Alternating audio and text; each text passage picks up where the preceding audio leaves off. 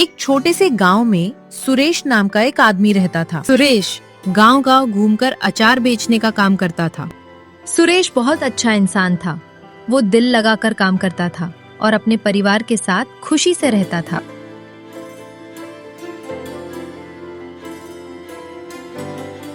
अगले दिन इसके बाद सीमा ने अचार बनाकर डिब्बों में पैक कर दिया और सुरेश साइकिल लेकर निकल पड़ा। सुरेश एक घर के सामने जाकर रुक गया। घर पे कोई है भाई? घर पे कोई है भाई? अरे रमेश बेटा, तुम यहाँ कैसे?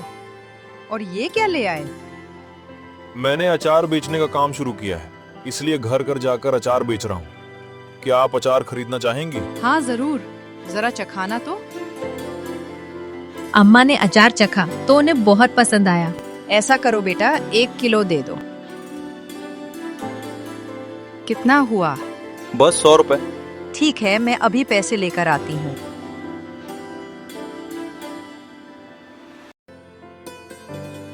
ऐसे करते करते सुरेश दूसरे घर चला गया। मोहन भैया, घर पे हो? अरे सुरेश, तू कैसा है भाई? और सब कैसा चल रहा है? अच्छा ये बताओ, क्या तुम बाहर से अचार खरीदते हो? हाँ, क्यों? क्या हुआ? मैंने अचार बनाने का काम शुरू किया है। क्या बात है, जरा चखाना तो। सुरेश ने उसे थोड़ा सा चखने के लिए दिया। अरे वाह, ये किसने बनाया? सीमा ने। भाभी से कहना, वह बहुत स्वादिष्ट अचार बनाती हैं। सच में कमाल है। बताओ भाई, खरीदोगे? हाँ भाई, क्यों नहीं, दूसरों से भी खरीदता ही हूँ। उससे अच्छा तुमसे ना खरीदूं। तो बताओ, अचार कितने में दे रहे हो? 100 रुपए किलो। ठीक है भाई, 2 किलो दे दो। सुरेश ने उसे 2 डिब्बे दे दिए।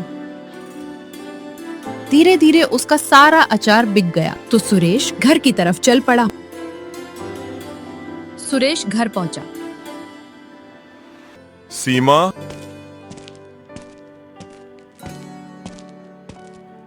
आ गए आप?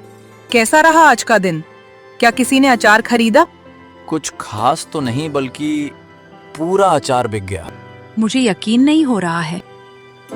अरे एक बार टोकरी में तो जाकर देखो। सीमा टोकरी के पास गई और देखा कि टोकरी खाली थी। सारा अचार बिक चुका था। ये देखकर वो बहुत खुश हुई।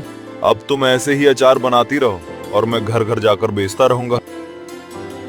उनकी जिंदगी इसी तरह से चल रही थी, लेकिन किस्मत को शायद कुछ और ही मंजूर था। एक दिन अचानक सीमा की तबीयत बहुत खराब हो गई। सुरेश ने बहुत कोशिश की, लेकिन वो सीमा को बचा नहीं सका। कुछ ही समय में सीमा इस दुनिया को छोड़कर चली गई। लेकिन एक दिन ऐसा हुआ जिसने सुरेश की पूरी जिंदगी बदल दी। बच्चों और माँ को खाना खिला लेने के बाद केवल थोड़ा सा ही खाना उसके लिए बचा। सुरेश जैसे ही खाना खाने के लिए बैठा, तभी बाहर से आवाज आई। क्या कोई घर पर है? इस भूखे बाबा को भी खाना खिला दो। सुरेश बूढ़े बाबा की आवाज सुनकर तुरंत बाहर आता है और वो उन्हें बैठने के लिए कहता है। सुरेश ने जो अपने लिए खाना रखा था, वो उस बूढ़े बाबा को देने के लिए प्लेट में डालकर ले आता है। बाबा, ये जो थोड़ा बहुत खाना है आप खा लीजिए। मेरे पास आज बस इतना ही भोजन है। आप ये खा लीजिए बाबा। बूढ़े बाबा खाना खाते खाते सुरेश से पूछने लगते हैं। क्या हुआ बेटा, उदास क्यों हो? सुरेश उस बूढ़े बाबा को सारी कहानी बताते हुए कहता है, क्या बताऊं बाबा, पत्नी के जाने के बाद घर की सारी जिम्मेदारी मेरे कंधों पर आ गई। पहले हम अचार बेचकर घर चलाते थे, लेकिन अब वो काम भी बंद हो गया। आज तो राशन भी खत्म हो गया है। मुझे समझ नहीं आ रहा कि मैं अपने छोटे बच्चे और अपनी बीमार माँ को छोड़कर बाहर काम करने कैसे जाऊं। अगर मैं काम नहीं करूंगा तो इनके लिए खाना कहाँ से लाऊंगा? बूढ़े बाबा सुरेश की सारी बातें सुनकर कहते हैं, तुम्हारे बनाए दाल चावल में बहुत ही अद्भुत स्वाद था।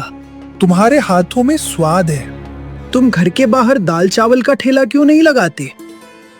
इससे तुम्हें घर छोड़कर बाहर नहीं जाना पड़ेगा और यही तुम्हारी कमाई का एक अच्छा जरिया बन सकता है।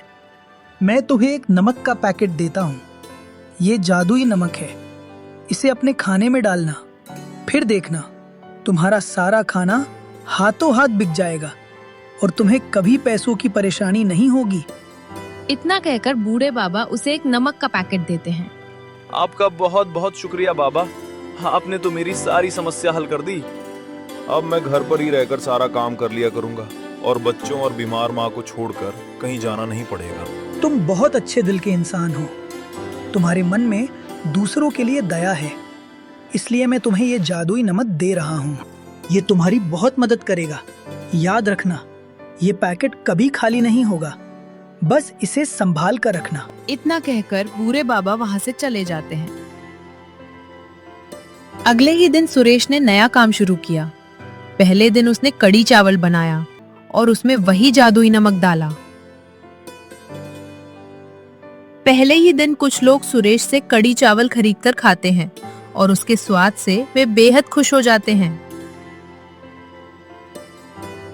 अरे भाई, ऐसे कड़ी चावल तो बड़े बड़े रसोइये भी नहीं बना पाएंगे। सच में मजा आ गया। सुरेश भाई वाह, क्या बात है। ये कड़ी चावल तो बहुत ही स्वादिष्ट है। हम भी रोज घर में कड़ी चावल बनाते हैं, लेकिन ऐसा स्वाद तो कभी नहीं आया। धीरे धीरे सुरेश के कड़ी चावल पूरे गांव में मशहूर हो जाते हैं। पूरे गांव में उसके कड़ी चावल की तारीफ होने लगती है। उस जादुई नमक के स्वाद ने अपना जादू चला दिया और सुरेश के बनाए कड़ी चावल पूरे गांव भर में मशहूर हो गए। अब सुरेश जितना भी खाना बनाता वो हाथों हाथ बिक जाता। अब सुरेश की अच्छी कमाई होने लगी और पैसे भी जमा होने लगे। वो अपनी माँ से कहता है, माँ, हमारे बनाए कड़ी चावल पूरे गांव में सबको पसंद आ रहे हैं और रोजाना ग्राहक बढ़ते ही जा रहे हैं। अब हमारे घर में पैसों की कोई कमी नहीं है। मैं सोच रहा हूँ क्यों ना अपने साथ काम करने के लिए एक नौकर रख लूं और हम कड़ी चावल के साथ साथ सब्जी और रोटी भी बनाकर बेचेंगे, जिससे हमारी कमाई और बढ़ेगी। हाँ हाँ, क्यों नहीं बेटा। तुम इतने मन से और साफ सफाई से खाना बनाते हो तो खाने में स्वाद तो आएगा ही। तुम इसी तरह मेहनत करते रहो, ऊपर वाला तुम्हारा भला करे। बस फिर क्या था, सुरेश अगले ही दिन से किशोर नाम के एक लड़के को अपने साथ काम करने के लिए रख लेता है। खाना तो सुरेश ही बनाता था, जिसमें वह जादुई नमक डालता था, परंतु खाना परोसना, ग्राहकों से पैसे लेना और उन्हें खाना देना, इन सब कामों के लिए उसने किशोर को रख लिया। किशोर काफी गरीब था और चालाक भी। जब उसने देखा कि सुरेश का बनाया हुआ खाना इतना बिकता है तो वो सोचने लगा, क्यों न मैं भी किसी तरह खाना बनाकर अपना अलग ठेला लगा लूं। यहाँ नौकरी करके तो मुझे बस थोड़े ही पैसे मिलेंगे, लेकिन अपने ठेले से मुझे अच्छी कमाई हो जाएगी। किशोर अपने दोस्त से कहता है, अरे यार, दिन भर की नौकरी करने के बाद भी मेरे हाथ में कुछ नहीं आता। इतनी कम तनख्वाह में भला गुजारा होता है क्या? मैं सोच रहा हूँ जब सुरेश इतना कमा सकता है तो मैं क्यों नहीं। मैं भी अलग ठेला लगा लूँगा। जब इस काम में इतनी कमाई है तो मैं अलग से ठेला लगाकर ज़्यादा मुनाफा क्यों ना कमाऊँ। आखिर कब तक मैं सुरेश के लिए नौकर बना दूँगा। पर भाई, ठेला चलाने के लिए तुम्हें सुरेश जैसा स्वादिष्ट खाना भी तो बनाना होगा कि नहीं? अभी कुछ दिन उसे देखकर वैसा खाना बनाना सीख लो, फिर नौकरी छोड़ना। हाँ, तू सही कह रहा है। उसके जैसा स्वादिष्ट खाना बनाऊंगा तभी मुनाफा होगा। सुरेश खाने में ऐसा क्या डालता है जिससे उसके खाने का स्वाद इतना बढ़ जाता है? ये बात पता करनी पड़ेगी। अगर मेरा खाना सुरेश के खाने की तरह स्वादिष्ट बनेगा तभी तो बिकेगा। एक दिन छुपकर किशोर सुरेश को खाना बनाते हुए देखता है। वो बहुत ध्यान से देख रहा था कि सुरेश ने कोई खास मसाले नहीं डाले, बस एक डिब्बे में से नमक निकालकर खाने में डाला। किशोर सोच में पड़ जाता है, बस केवल नमक मिलाने से खाने में इतना अनोखा स्वाद कैसे आ जाता है? हो ना हो, इसी नमक में कोई खास बात है। अगर मैं इसका नमक का पैकेट चुरा लूं तो मैं भी इससे जो खाना बनाऊंगा उसमें वैसा ही स्वाद आएगा जैसा कि सुरेश के खाने में आता है। बस फिर क्या था, किशोर लालच में आकर सुरेश का नमक चुरा लेता है और चुपचाप उसे अपने घर ले जाता है। सुरेश की बेटी ने किशोर को नमक चुराते हुए देख लिया था। वो सारी बात अपने पिता को बता देती है। सुरेश ये सुनकर बहुत परेशान हो जाता है कि उसका नमक चोरी हो गया। अब उस जादुई नमक के बिना वो खाना कैसे बनाएगा? ये ऊपर वाले, मैंने आज तक किसी का बुरा नहीं चाहा। वो जो बूढ़े बाबा मुझे जादुई नमक देकर गए थे, वो दुष्ट किशोर चुरा ले गया। अब मैं क्या करूं? मेरी मदद करो। सुरेश जैसे ही रसोई घर में खाना बनाने जाता है, वो देखता है कि वैसा ही नमक का एक और पैकेट वहाँ पड़ा है। सुरेश ये देखकर बहुत हैरान हो जाता है कि ये नमक का पैकेट यहाँ कैसे आ गया। सुरेश समझ जाता है कि ऊपर वाले ने उसकी सुन ली है और उसकी मदद की है। वो तुरंत जादुई नमक से खाना बनाने लग जाता है। दूसरी ओर किशोर चुराए हुए नमक से खाना बनाकर अपना ठेला लगाता है और लोगों को बुलाने लगता है।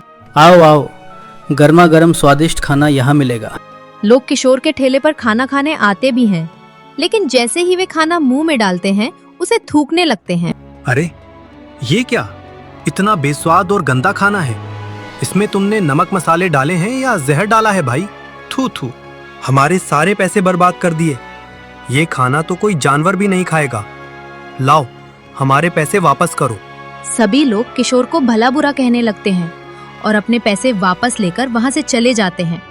वो बहुत दुखी होता है क्योंकि उसने पैसे उधार लेकर बहुत सारा खाना बना लिया था, लेकिन सारा खाना बर्बाद हो गया, जिससे उसका बहुत नुकसान हुआ। अगले दिन किशोर रोते हुए सुरेश से माफी मांगने जाता है। उसे समझ में आ गया था कि एक अच्छे इंसान के साथ बुरा करने और चोरी करने का अंजाम उसे मिल गया है।